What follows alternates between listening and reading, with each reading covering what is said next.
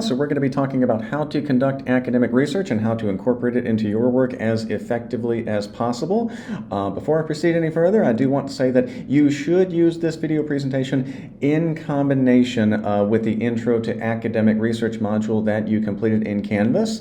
But I'm going to share some additional tips to make sure that the research phase of your coursework is not a chore, which is oftentimes what research can feel like, but ultimately ends up as a process that is productive and actually very rewarding. So without further delay, let's jump right in. And I'd like to start us off with some quotes from a few friends of mine. We don't receive wisdom, we must discover it for ourselves after a journey that no one can take for us or spare us from taking. That is from Marcel Proust. And of course, the mind is not a vessel to be filled, but a fire to be kindled, from Plutarch, an ancient Greek philosopher. That's one of my absolute favorite quotes to share with my students. And what you should take away from these sayings, y'all, is that the attainment of knowledge is not something that you should expect to be handed over to you. It should be the result of personal drive and a thirst for discovery. So if you can go about your research with that sort of mindset, again, it can become a process that feels less like work and more like personal fulfillment. I have here a quick timeline. It's my suggestion, but I think that this is the way to achieve the best workflow in terms of how you're going about your research and how you're going to formulate your thesis statement, the argument that is going to drive the rest of your work. And step number one is to go ahead and begin thinking critically about your subject. Now, you all have gone ahead and submitted your topics for the landmark analysis, and I have gone ahead and I have approved them and provided some very brief feedback. I'm very much looking forward to your works, but go ahead and start thinking about your subject and just what your personal relationship with it is. And what I mean by that is, like, what do you already know about this subject? What are your initial interpretations of it? Remember that your perspective matters just as much as anybody else's.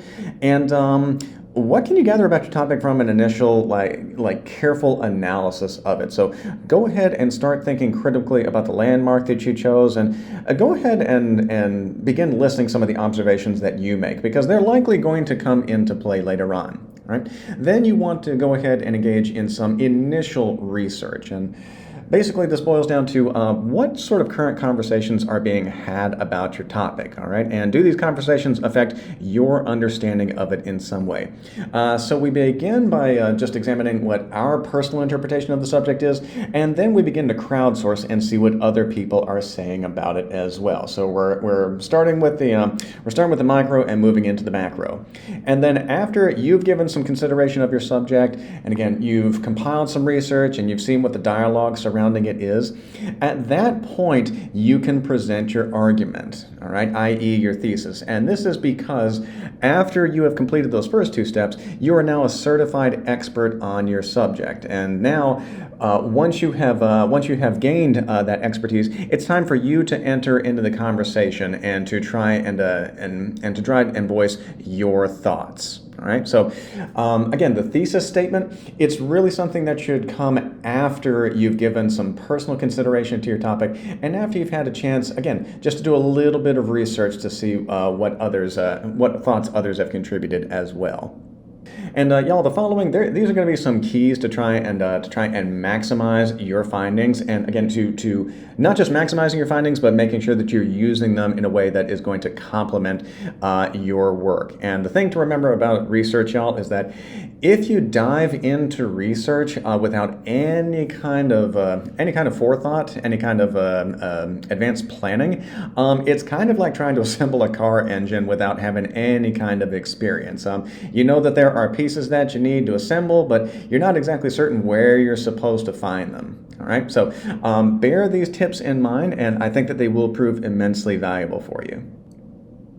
All right, y'all. So the first piece of advice that I have for you is that I want you to try and treat your research like you are engaged in a conversation with your sources. All right. So the first tip is to avoid using quotes for their own sake, and that happens typically when you're running up against the deadline for an assignment to be turned in. You have a requirement as far as the number of sources that you have to use, and you find yourself in a situation where pressure sets in and you're just trying to cherry pick quotes that you can add into a paper just for the sake of satisfying that requirement. Well, imagine if the same sort of thing were to happen, let's say in real life. Like, let's say that you are in conversation with a friend about any subject. There's some healthy back and forth. You're both genuinely engaged in the topic that you're discussing, and then all of a sudden, the person you're talking with, they throw out a quick couple of words that seemingly don't have any application to the subject at hand, or maybe they just don't fit in with the flow of your conversation, or the person speaking them did not go through the trouble of contextualizing them or giving you any kind of warning that they were going to say what they said. What happens in that situation? Well, the conversation grinds to a halt. The same thing can happen in essay writing. If you simply throw in a quote for its own sake and it's not incorporated in a way that is complementing your writing, then it can really mess with the flow of your argument. And just like a conversation in real life, it can bring things to a standstill for your audience. All right? The next tip is, y'all, don't be afraid to disagree with any of the sources that you look up. I don't want you to think that you should approach research with the mindset that you necessarily have to agree with everything that with every source that you find. All right, we want to get out of the mindset that we have to take things at face value, even if they are things that were written by individuals who are considered to be trusted sources. It is okay to disagree with your sources. This is at the heart of academic discourse. It is how new research is generated, is by scrutinizing current research and saying, I disagree with this person, or here's something about the subject that this person left out of the conversation, like finding a gap in their argument in their research, and then you enter the conversation. All right, so it is certainly okay to look up research that you don't just accept verbatim. All right, because remember that your audience is just as interested in hearing your thoughts as your sources. All right, your perspective matters just as much as anybody else's. All right.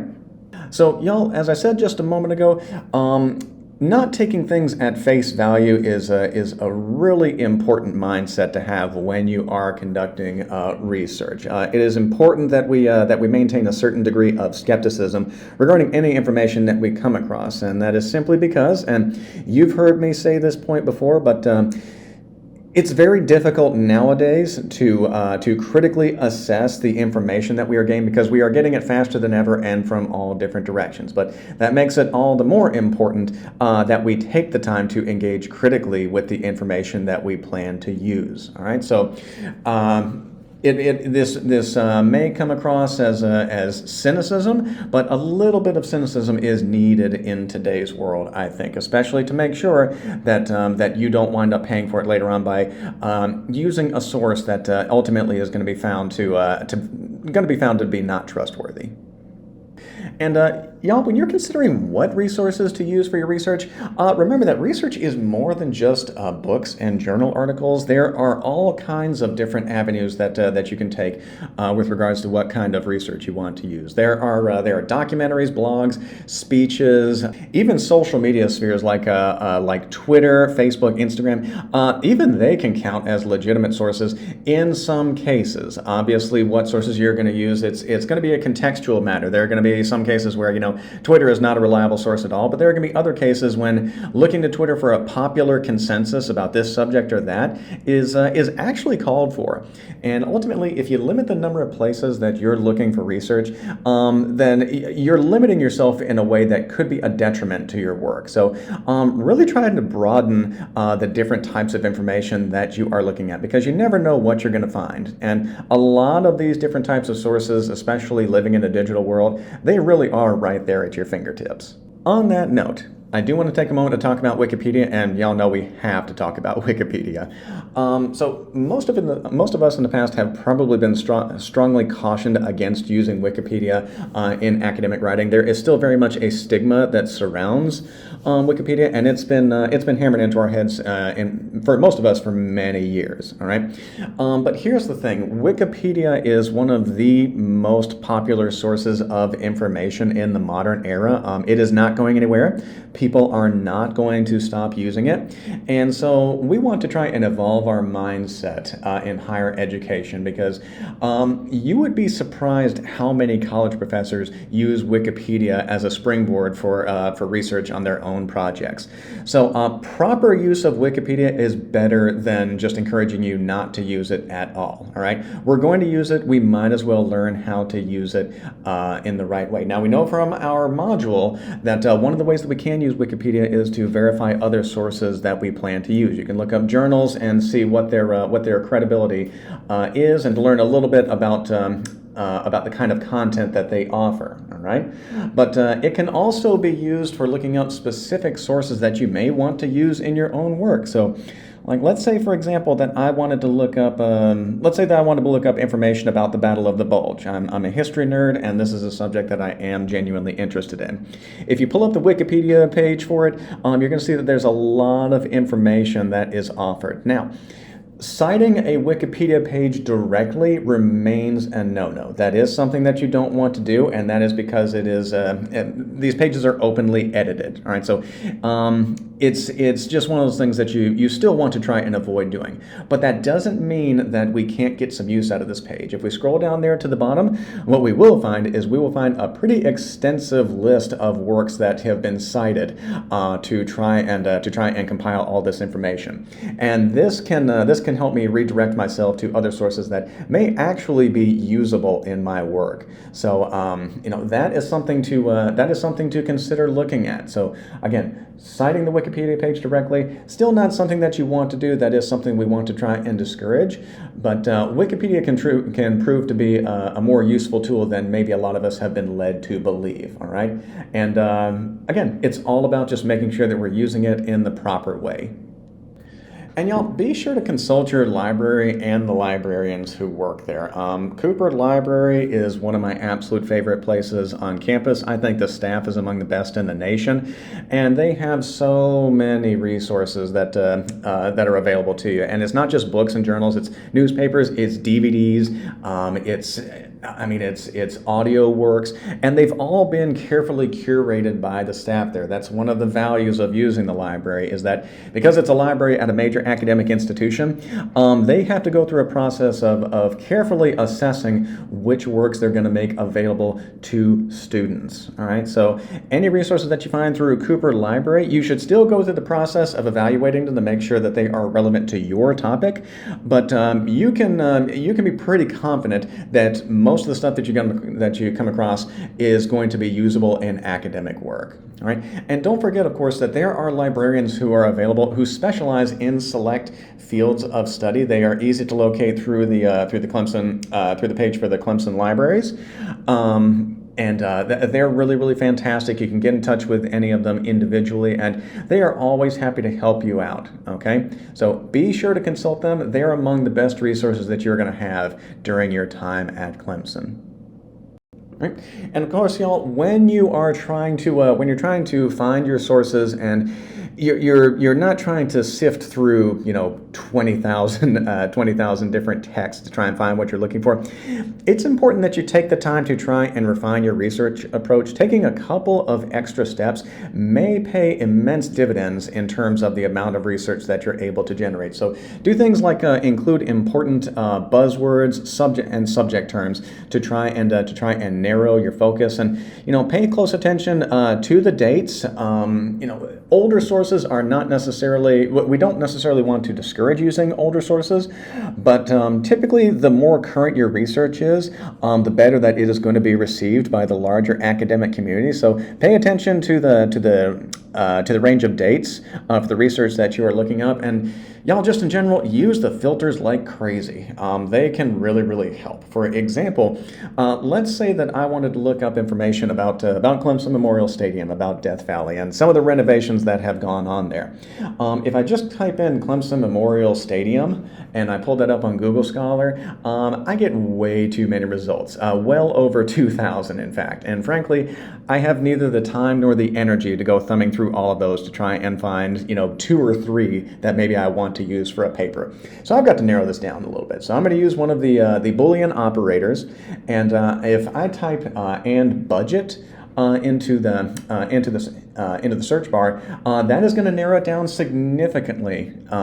But still, that's a lot to look for. And so I can narrow it down even further using one of the filters to the left-hand side of the screen. All right, so let's say that I want to narrow it simply to any texts that have been published between 2016, which is when a lot of the renovation began, and the present day.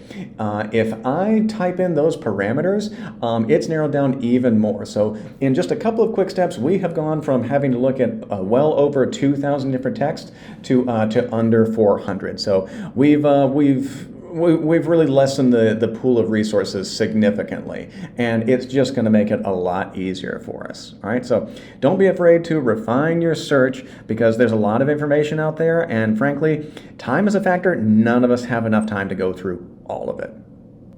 And most of us, when we're conducting our research, most of us are conducting it online. Now, let's say that you want to look at a website as a potential source, all right? And that is perfectly fine. That is one place that you should look when you're trying to conduct your research. But just like when you're trying to refine your search, like on Google Scholar or Academic Search Complete, just taking a couple of quick steps, making one or two additional considerations can be immensely valuable, all right? And in the case of websites, it can come down to just a few letters. So URLs for sites that end in .org or .gov, typically, they're going to be a little bit more trustworthy than .com websites, and that is for a very good reason. Typically, .org and .gov websites, they're websites that do not operate based on monetary gain. All right. Now, you still should go through the steps of evaluating those sources. Once again, you have to make sure that they're applicable to your subject and that they are trustworthy. You have to pay close attention to the relevance of them.